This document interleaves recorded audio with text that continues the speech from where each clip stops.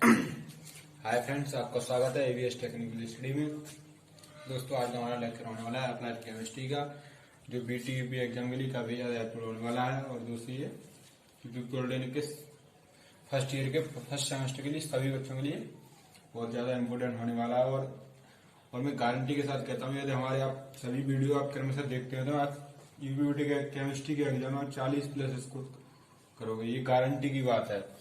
तो आज हम देखते हैं यूपीटी के एग्जाम में जो टिप्पणी पूछी जाती है, जो 1 या 2 नंबर की पूछते हैं। आज हम उन टिप्पणियों के बारे में बात करते हैं। तो आज दोस्तों हमने अपनी तरफ से 13 टिप्पणी तैयार की है, जिसमें से हम 6 आज के लेक्चर में 6 टिप्पणी कराएंगे और अगली 6 और जो अगली शेष बचेंगे वो अगले लेक्चर में कराएंगे। इसलिए दोस्तों मैं गारंटी के साथ कह सकता हूँ कि हमारे लगभग 20 क्वेश्चन बनाए हम लोगों ने। 20 क्वेश्चन आज आप हमारे देखते हो तो 40+ स्कोर कर दिया। आप उन 20 क्वेश्चनों को सही तरह से एग्जाम लिखते हो तो 40+ स्कोर करने की गारंटी मैं अपने आप से देता हूँ। 40+ स्कोर करोगे।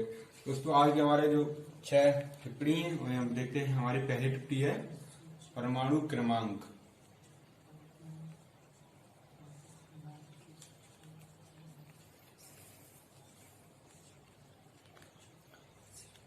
परमाणु क्रमांक क्या होता है?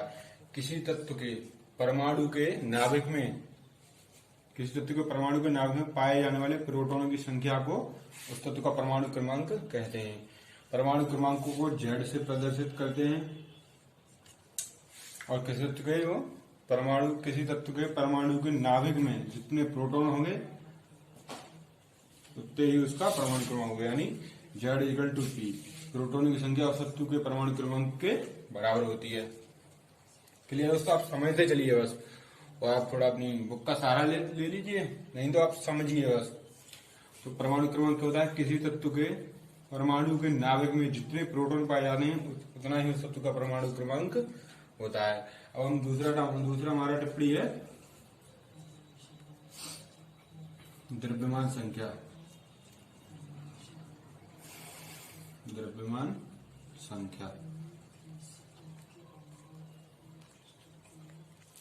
किसी तत्व के परमाणु के नाभिक में पाए जाने वाले प्रोटॉन तथा न्यूट्रॉन की संख्या के योग को परमाणु द्रव्यमान संख्या कहते हैं। उस तत्व की द्रव्यमान संख्या कहते हैं। द्रव्यमान संख्या को ए से प्रकट करते हैं, या ये कह सकते हो आप कि तत्व के परमाणु क्रमांक तथा उसके नाभिक में पाए जाने न्यूट्रॉनों की संख्या के योग को द्रव्यमान संख्या कहते हैं। इसे ए से प्रदर्शित करते हैं, A=Z+N। क्लियर? या A=P+N। किसी तत्व के नाभिक में पाए जाने वाले प्रोटॉनों तथा न्यूट्रॉनों की संख्या के योग को उस तत्व का द्रव्यमान संख्या कहते हैं। उस तत्व के परमाणु की द्रव्यमान संख्या कहते हैं। दोस्तों, हमारी तीसरी हेडिंग है, जो आज हमारा तीसरा टॉपिक है,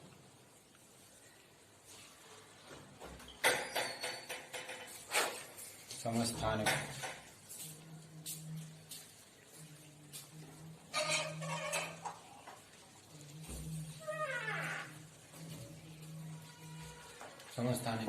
समस्थानिक एक तत्व के परमाणु के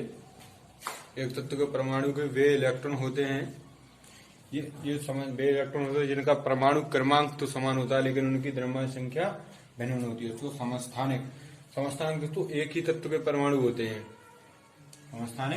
एक ही तत्व के परमाणु होते हैं, परंतु उनका परमाणु क्रमांक संख्या, अब ये एक ही तत्व के परमाणु होते हैं तो इनकी परमाणु संख्या समान ही होगी, और लेकिन इनकी द्रव्यमान संख्या वो होती है, वो भिन्न होती है।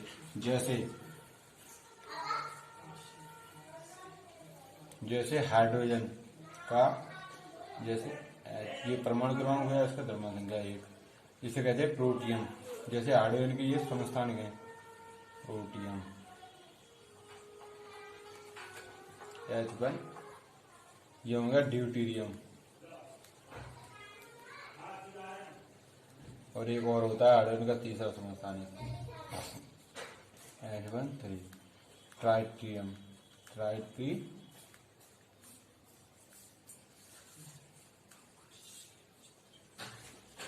तो समस्थानिक क्या होते हैं? समस्थानिक वे होते हैं, समस्थानिक ये जब एक ही तत्व के वे परमाणु एक ही तत्व के वे परमाणु जिनका परमाणु क्रमांक तो समान होता है लेकिन उनकी द्रव्यमान संख्या भिन्न भिन्न होती है, समस्थानिक कहलाते हैं। समस्थानिक कहलाते हैं। जैसे हाइड्रोजन का समस्थानिक प्रोट्रियम, ड्यूट्रियम एवं ट्राइटियम होता है। इसी प्रकार ऑक्सीजन के होते हैं। दोस्तों देखते हैं हमारा अपना चौथा टॉपिक, संभारक। संभारक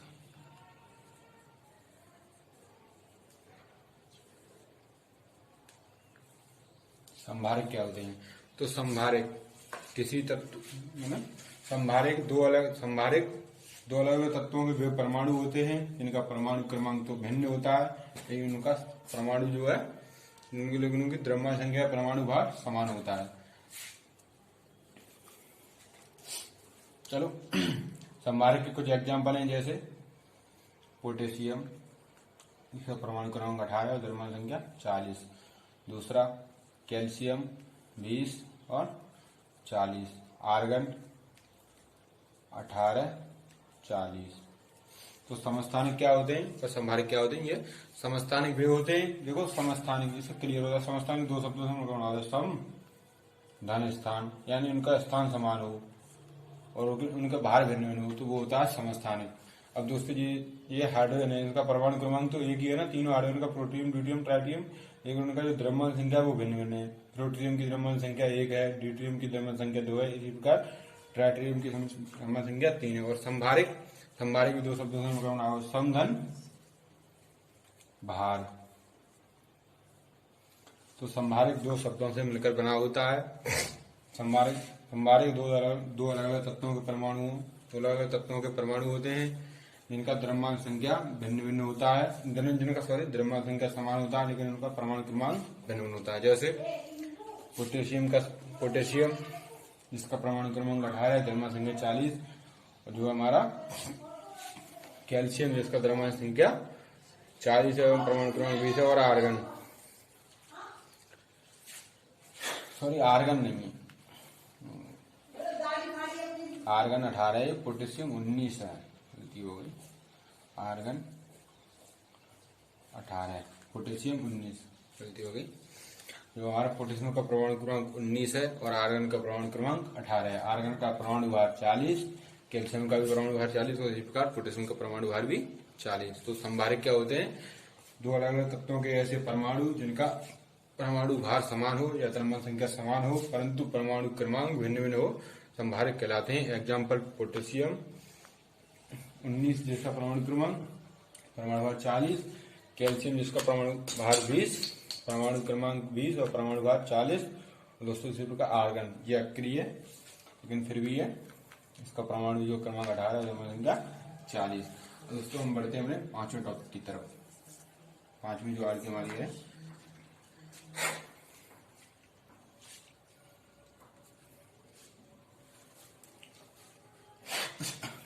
दोस्तों हम बढ़ते हैं, इसे रफ करते हैं।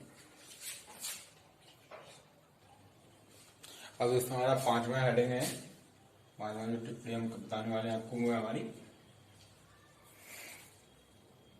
हाइजेनबर्ग की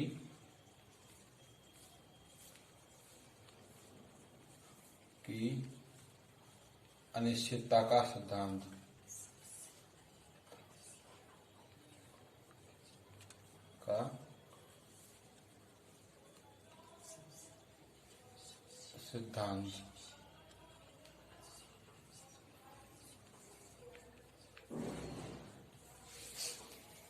दोस्तों हाइजेनबर्ग की जो अनिश्चितता का सिद्धांत है वह जो हाइजेनबर्ग ने सन 1927 में एक सिद्धांत प्रस्तुत किया था जो परमाणु की स्थिति एवं परमाणु के संवेग के संबंध में था। तो हम इसकी एक बार डेफिनेशन सुनाते हैं आपको, ध्यान से सुनना। तो हाइजेनबर्ग सन 1927 में वैज्ञानिक हाइजेनबर्ग ने परमाणु की स्थिति एवं संवेग के संबंध में एक सिद्धांत प्रस्तुत किया जिसे हाइजेनबर्ग की अनिश्चितता का सिद्धांत कहते हैं। इस सिद्धांत के अनुसार किसी परमाणु की या किसी कण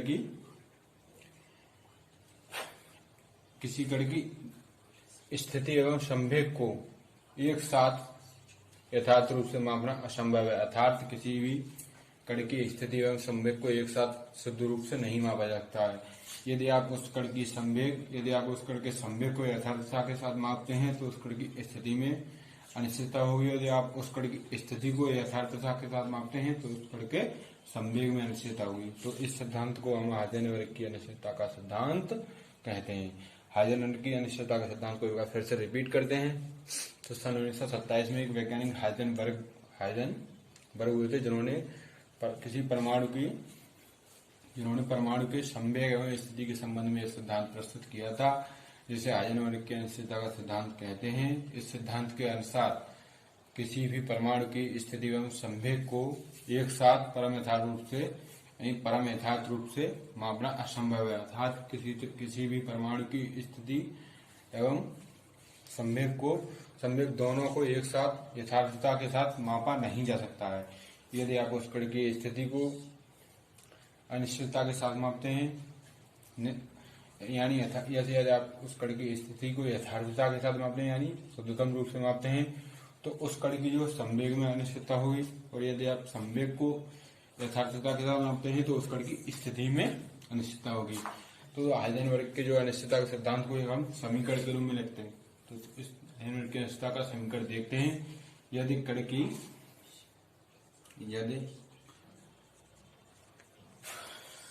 की स्थिति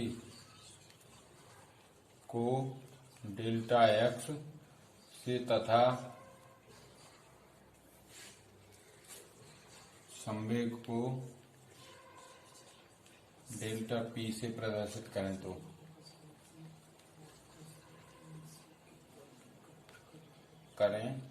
तो delta P into delta X equal to H upon 4 pi, इसे हाइजेनबर्ग की अनिश्चितता का समीकरण कहते हैं। जहां जो हमारा डेल्टा पी इक्वल टू संवेग है और डेल्टा एक्स इक्वल टू कण की स्थिति है। तो हाइजेनबर्ग की अनिश्चितता का सिद्धांत को एक बार फिर से रिपीट करते हैं। हाइजेनबर्ग के सन 1927 में वे एक वैज्ञानिक हाइजेनबर्ग हुए थे, उन्होंने किसी परमाणु की संवेग एवं स्थिति के संबंध में एक सिद्धांत प्रस्तुत किया था, जिसे हाइजेनबर्ग की अनिश्चितता का सिद्धांत कहते हैं। हाइजेनबर्ग की अनिश्चितता के सिद्धांत के अनुसार किसी भी परमाणु की स्थिति एवं उसके संवेग को दोनों को एक साथ यथार्थता के साथ मापा नहीं जा सकता है, अर्थात दोनों को एक साथ यथार्थ रूप से मापना असंभव है। यदि आप उस कण की संवेग को यथार्थता के साथ मापते हैं तो उस कण की स्थिति में अनिश्चितता होगी, और यदि आप उस कण की स्थिति को यथार्थता के साथ मापते हैं तो उस कण के संवेग में अनिश्चितता होगी। और इसे हम एक समीकरण के रूप में देखते हैं। यदि आप उस कण की स्थिति को डेल्टा एक्स से प्रदर्शित करें और संवेग को डेल्टा पी से प्रदर्शित करें तो हाइजेनबर्ग का अनिश्चितता का सिद्धांत delta P into delta X equal to H upon 4 pi, जहाँ एच अपॉन 4 पाई है, जहाँ H upon 4 pi equal to Planck का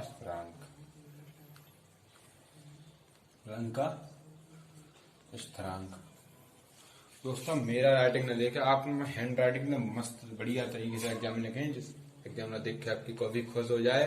और दोस्तों मैं गारंटी के साथ कहता हूँ, यदि मैं जितना आपको बता रहा हूँ उतना लिख के आते तो एक भी नंबर नहीं करने वाला आपका, गारंटी के साथ। आप हमारे ये हम लगभग 6 से 7 वीडियो आपको प्रोवाइड करेंगे एग्जाम से पहले। यदि आप उन वीडियो को देख के चले जाते तो एग्जाम में 40+ मार्क्स आपको दिलवाने की गारंटी देता हूँ मैं। तो हम तो बढ़ते अपने अगले यानी छठवें टिप्पणी की तरफ। अब हम जानते हैं क्या होती हैं क्वांटम संख्याएं। दोस्तों ये लेक्चर मैं समझ रहा हूँ लेकिन ज्यादा बड़ा हो रहा है, लेकिन आपको इससे कुछ ना कुछ फायदा होने वाला, कुछ ना कुछ क्या 2 नंबर का तो फायदा होने वाला है इस लेक्चर से। आप पूरा का पूरा देखें बिना स्किप किए, जिससे कि कोई भी टॉपिक आपको पूरी तरीके से समझ में आ जाए। अब हमारी क्वांटम संख्याएं।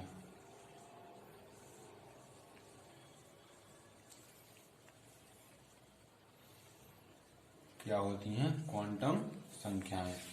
क्वांटम संख्याएं वह संख्याएं जो किसी तत्व के परमाणु के इलेक्ट्रॉन की, समझना मेरी बात को ध्यान से, क्वांटम संख्या वह संख्या होती है जो किसी तत्व के परमाणु के इलेक्ट्रॉन के कोष, उपकोष, दिशा कोश उपकोश कक्षक एवं दिशा का ज्ञान कराती है। कोश उपकोश कक्षक एवं दिशा।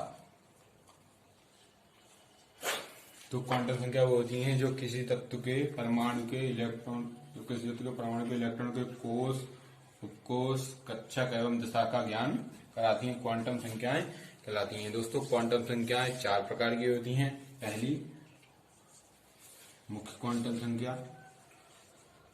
मुख्य क्वांटम संख्या,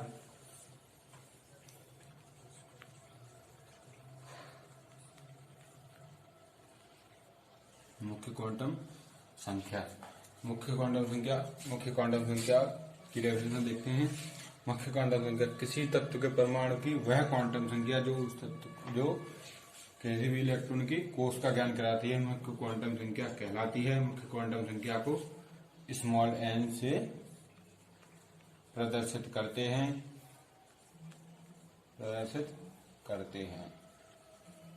मुख्य क्वांटम संख्या है मुख्य किसी भी तत्व के परमाणु के इलेक्ट्रॉन की वह संख्या जो उस तत्व के परमाणु के इलेक्ट्रॉन के कोश का ज्ञान कराती है, मुख्य क्वांटम संख्या कहलाती है। मुख्य क्वांटम संख्या को स्मॉल n से प्रदर्शित करते हैं।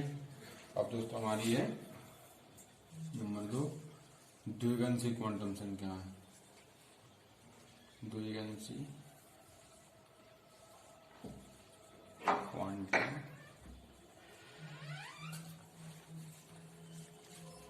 संख्याएं।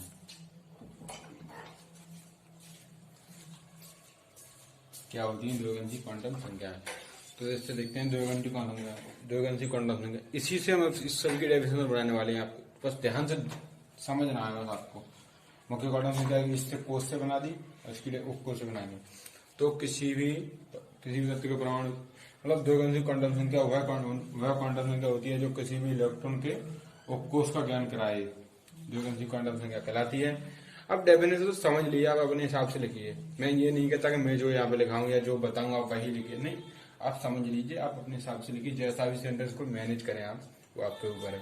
तो द्विगंशी क्वांटम संख्या वह क्वांटम संख्या होती है जो किसी तत्व के परमाणु के इलेक्ट्रॉन के उपकोश का ज्ञान कराती है, द्विगंशी क्वांटम संख्या कहलाती है। द्विगंशी क्वांटम संख्या को हम कैपिटल L से प्रदर्शित करते हैं।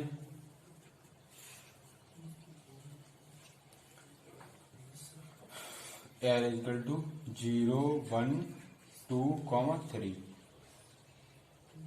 अब दोस्तों हम ये भी बता दें इक्वल टू 0, 1, 2, 3 कैसा है। दोस्तों जो हमारा एस उपकोश होता है उसके लिए 0, P के लिए 1, D के लिए 2 और F के लिए 3। ठीक है, हम बढ़ते हैं अपने तीसरे प्रकार की तरफ।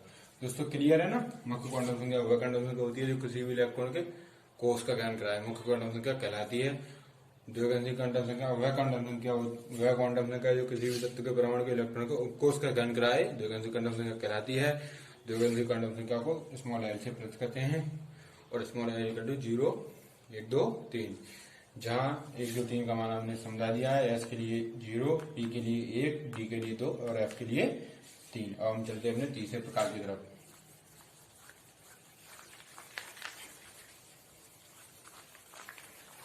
हमारा तीसरा प्रकार क्या है? चुंबकीय क्वांटम संख्या, चुंबकीय क्वांटम संख्या।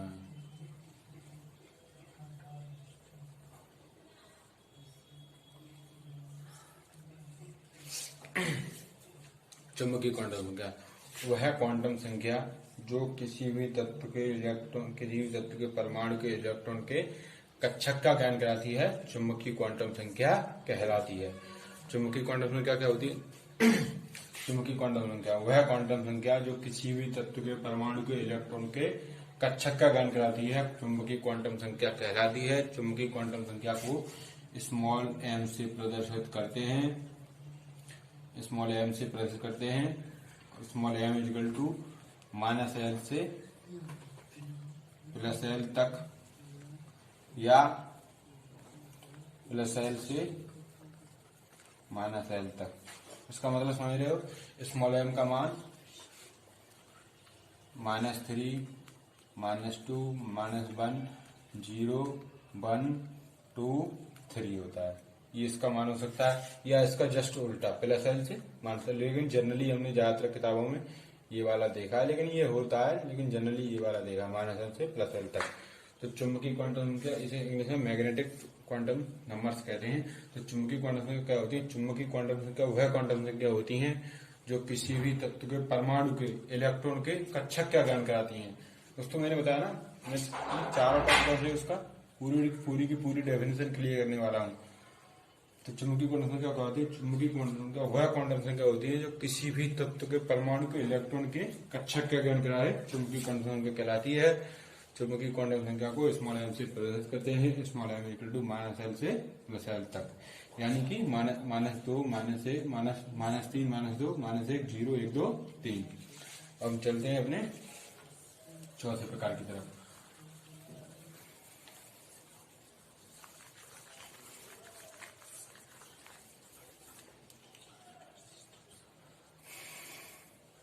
चौथा है हमारा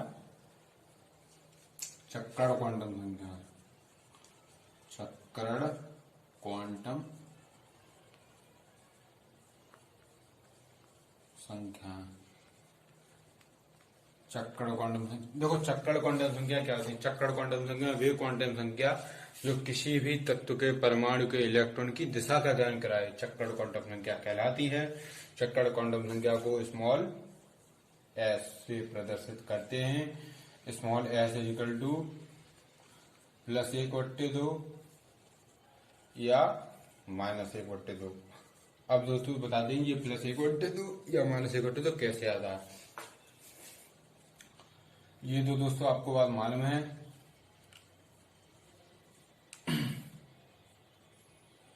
किसी भी जो है कक्षक में कम 2 इलेक्ट्रॉन तो होते ही हैं, अधिकतम है कम से कम, अधिकतम 2 इलेक्ट्रॉन पाया नहीं, जिसमें से एक क्लॉकवाइज और एक एंटी क्लॉकवाइज होता है।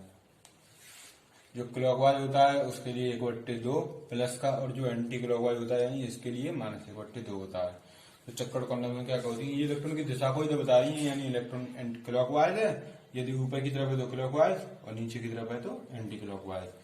तो क्वांटम संख्या क्लियर। क्वांटम संख्या वह क्वांटम, देखो क्वांटम संख्या वह संख्या होती है जो किसी भी तत्व के परमाणु के इलेक्ट्रॉन के कोष उपकोष कक्षक एवं दिशा का ज्ञान कराएं, क्वांटम संख्या कहलाती है। क्वांटम संख्या मुख्य रूप से 4 प्रकार की होती है। पहली मुख्य क्वांटम संख्या जिसे एन से प्रदर्शित करते हैं। दूसरी द्विघाती क्वांटम संख्या जिसे एल से प्रदर्शित करते हैं, और एल इजिकल टू 0, 1, 2, 3, जहां एस बराबर 0, पी बराबर 1 और डी बराबर 2 और एफ बराबर 3। फिर हमारा तीसरी प्रकार होता है चुंबकीय क्वांटम संख्याएं।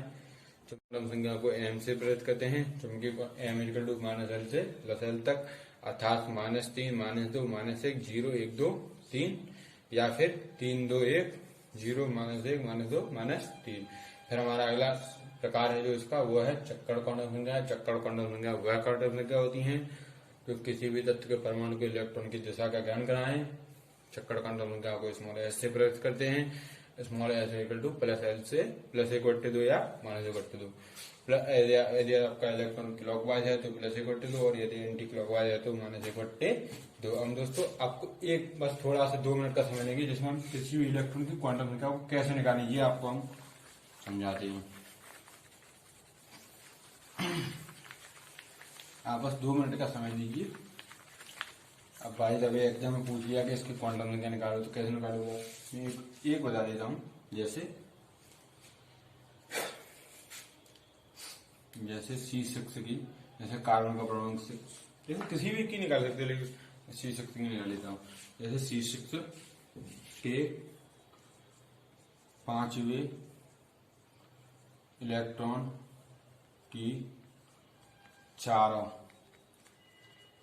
क्वांटम संख्याएं, ठीक है, निकालो। सबसे पहले हम इसका परमाणु क्रम, इसका इलेक्ट्रॉनिक विन्यास करते हैं। C6 equal to 1s2 2s2 2p। दोस्तों मैं एक चीज भूल गया, इससे पहले आपको हंड का नियम बताना चाहिए था, तो कोई नहीं, अब बाहु का सिद्धांत ये उसे हम अगले में बता देंगे, आप समझ लो।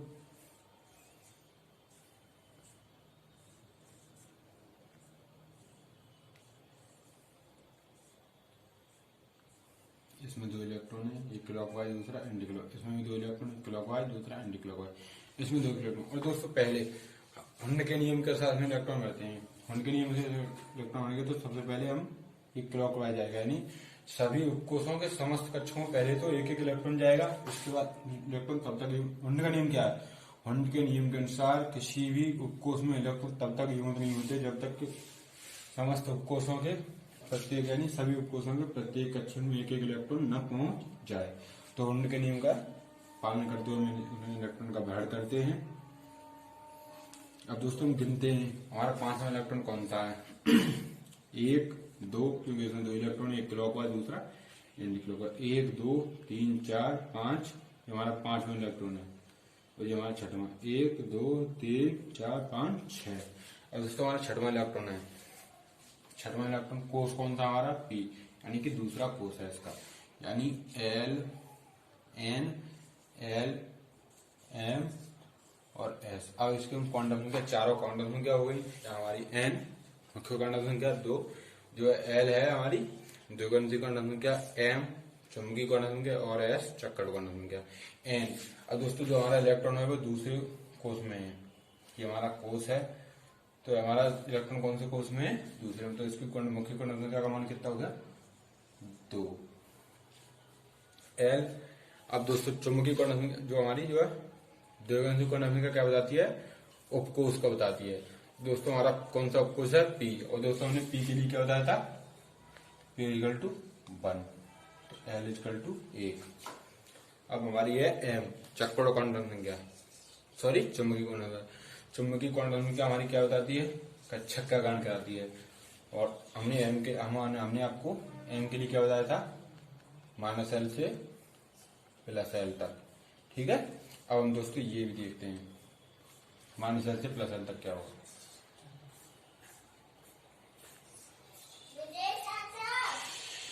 हाँ, अब दोस्तों हमने ये हमारे M क्या है? चुंबकीय M इक्वल टू -L से +L तक।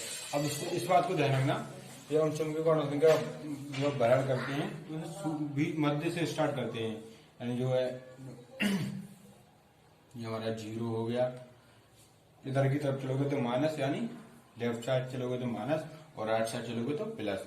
उसको वो तो ग्राफ ही चल रहा है, इधर +1 और इधर -1। अब दोस्तों जो हमारा 5वां इलेक्ट्रॉन है, यही तो है 5वां इलेक्ट्रॉन।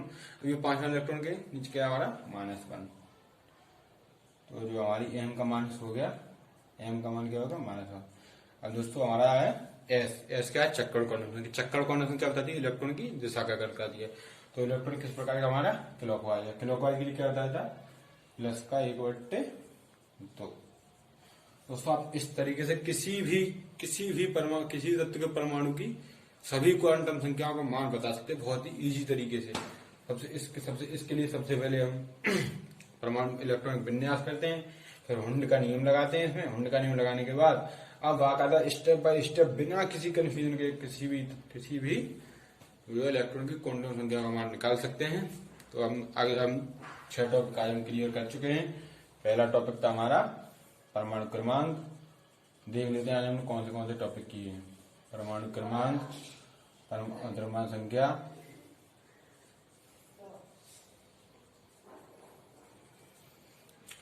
द्रव्यमान संख्या। तीसरा टॉपिक था हमारा समस्थानिक। चौथा संभारिक। 5वां हाइजेनबर्ग अनिश्चितता का सिद्धांत, ठीक है। और 6वां हमने पढ़ा है क्वांटम संख्याएं। क्वांटम संख्या को कैसे निकाले बाकायदा आपको बहुत ही, मैं गारंटी के साथ कह सकता हूँ आपको इससे अच्छे तरीके से कोई नहीं समझा सकता है, मुझे इतना विश्वास है। तो आपको वीडियो हमारी पसंद आई हो हमारी वीडियो को लाइक करें, सब्सक्राइब करें हमारे चैनल को। दोस्तों आप सब्सक्राइब तो जरूर कर लीजिए, आप फर्स्ट सेमेस्टर के छात्र तो हमारे चैनल को सब्सक्राइब तो अवश्य कर लीजिए। और दोस्तों साथ बताएं हमारे साथ जो हमारे थर्ड सेमेस्टर का भी क्लास, जो हमारे एक सर हैं वो थर्ड सेमेस्टर का भी क्लास चला रहे हैं और फिफ्थ सेमेस्टर का भी क्लास चला रहे हैं। तो आप अपने आपके जो सीनियर सर हो या कोई भी हो तो आप उनको सूचित करें, एकदम बढ़िया तरीके से आप फिफ्थ सेमेस्टर की तैयारी करें। और दोस्तों थर्ड सेमेस्टर का भी वो एक सर हैं और थर्ड सेमेस्टर की तैयारी कराएंगे एकदम बढ़िया तरीके से, एग्जाम की दृष्टि से ही वो करा रहे हैं। Exam point of only on exam के लिए वो है, कुछ वीडियो डालेंगे एकदम बढ़िया। तो आप उन वीडियो को देखते हैं, मैं गारंटी के साथ कह रहा हूँ 40+ स्कोर न करें तो मुझसे बात करना। और दोस्तों किसी प्रकार की कोई समस्या हो, आपको कोई टॉपिक न समझ में आया तो हमारी वीडियो पर कमेंट करें, या आपको समस्या हो तो हमारा व्हाट्सएप नंबर है 7500474255, इस पर संपर्क करें। कोई समस्या हो तो हम आपको डाउट को क्लियर करेंगे और आप एकदम मस्त तरीके से बढ़िया तरीके से एग्जाम की तैयारी करें। मैं गारंटी के साथ कहता हूँ हमारे चैनल पर बने रहिए 40+ नंबर लाने का। दोस्तों मैं ये नहीं, अप्लाइड केमिस्ट्री नहीं है, साथ ही साथ हम अप्लाइड फिजिक्स का भी वीडियो अपलोड करने वाले हैं। आज हम अप्लाइड फिजिक्स का भी एक वीडियो अपलोड किए, इससे पहले अप्लाइड दोस्तों हम कोशिश करेंगे अप्लाइड मैथ्स का भी वीडियो लेके आए। हम सारी की सारी जो है फर्स्ट सेमेस्टर की सभी विषयों का एक एग्जाम की दृष्टि से कुछ विडियो डालेंगे, इम्पोर्टेंट वीडियो ओनली, जिसमें हम आपका टाइम बहुत कम कंज्यूम करेंगे और ज्यादा से ज्यादा कंटेंट प्रोवाइड करेंगे। जब तो हमारा वीडियो अच्छा लगे तो आप एक बार वीडियो को लाइक करें, चैनल को सब्सक्राइब तो कर ही लीजिए। तब तक के लिए जय हिंद जय भारत, मिलते हैं जल्दी अगले लेक्चर में।